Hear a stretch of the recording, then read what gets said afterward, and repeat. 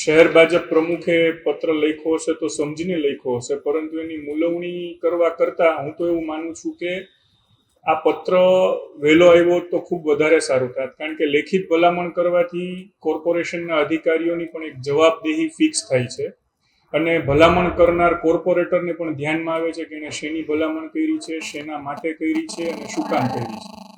માટે લેખિત ભલામણનો આગ્રહ તો ખૂબ સારી વાત છે. ખાસ આ પ્રકારના પત્ર ક્યાંક જે પદાધિકારીઓ હોય છે એના જે ભલામણો છે તે ખુલ્લી નહીં પડી કઈ રીતે? ભલામણો તો ખુલ્લી ક્યાંથી પડવાની છે, પરંતુ એના પદાધિકારીઓને એકચ્યુઅલી કાયદાકીય મર્યાદામાં રહીને ભલામણ કરવાનું પણ જ્ઞાન આવશે. ઘણી વખત અધિકારીઓ પણ કાયદાકીય મર્યાદાઓ શું છે જાણ્યા વિના ઘણી વખત પત્ર ફોરવર્ડ કરી દેતા હોય છે. સ્ટેન્ડિંગમાં પણ ઘણી ઘટનાઓ એવી બની છે કે જેમાં અમુક કાયદાની વિરુદ્ધની ભલામણો અધિકારીઓ દ્વારા આવી ગઈ હોય, તો આ પણ બધું અટકશે અને સરવાળે લેખિતમાં થાય તો એ પ્રજાકીય કામમાં એક અધિકારીઓની જવાબદેહી ફિક્સ કરશે, જેને લીધે કામમાં ઝડપ આવશે. ટીઆરપી ગેમ ઝોન પછી આ પત્ર જાહેર કરવાનું કારણ શું? કેમ કે આ ઘટનાની અંદર કોઈ ભલામણ તો કરેલી હોવાનું અનેક જગ્યાએ ચર્ચાઓ ચાલી રહી છે. ટીઆરપી ગેમ ઝોનની દુઃખદ ઘટના પછી ઘણા બધા તંત્ર દ્વારા સુધારા થઈ રહ્યા છે અને ક્યાંક ને ક્યાંક એમાં જે કંઈ જાગૃતતાનો અભાવ હતો એ દૂર થઈ રહ્યું એવું લાગી રહ્યું છે. અત્યારે જે સીલિંગની પ્રક્રિયા ચાલુ છે અને કડક હાથે કાર્યવાહી કરવામાં આવી રહી છે, આપ એક ભાજપના કોર્પોરેટર તરીકે કઈ રીતે જુઓ છો?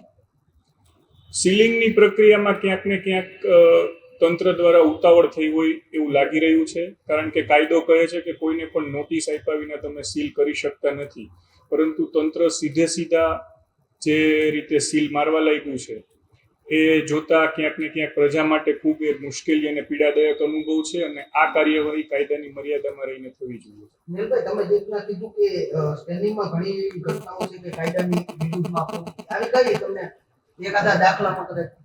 કાયદાની વિરુદ્ધમાં તો નહીં, પરંતુ ઘણી વખત નાણાકીય મર્યાદાને ધ્યાનમાં લીધા વિના અધિકારીઓ દ્વારા સ્ટેન્ડિંગના એજન્ડામાં પત્ર મુકાવી દેવાતો હોય છે અને આમ ઘણી વખત સ્ટેન્ડિંગના સભ્યો પણ ક્યાંક ને ક્યાંક જે સરકારની માર્ગદર્શિકાઓ છે, જે નિયમો છે, જેનું પાલન સંપૂર્ણતઃ કરવાનું હોય છે એ કરવામાં આ પત્રની ભલામણના આધારે, કારણ કે પત્ર કમિશનર દ્વારા આવતો હોય છે એટલે ઘણીવાર એમને પણ એમ થતું હોય છે કે આ ક્યાંક ને ક્યાંક સાચી જ વાત હશે અને ચૂક રહી જતી હોય છે. આપ એક પદાધિકારી તરીકે એવું માનો છો કે જે ભલામણ અથવા પત્ર એ એક કાયદાની મર્યાદામાં રહીને થવું જોઈએ, જેની ભલામણ થતી હોય એને થવું જોઈએ, લાગવગ ન હોવું જોઈએ, ભલામણ હોવી જોઈએ પણ લાગવગ ન હોવી જોઈએ, એવું માનું છો તમે?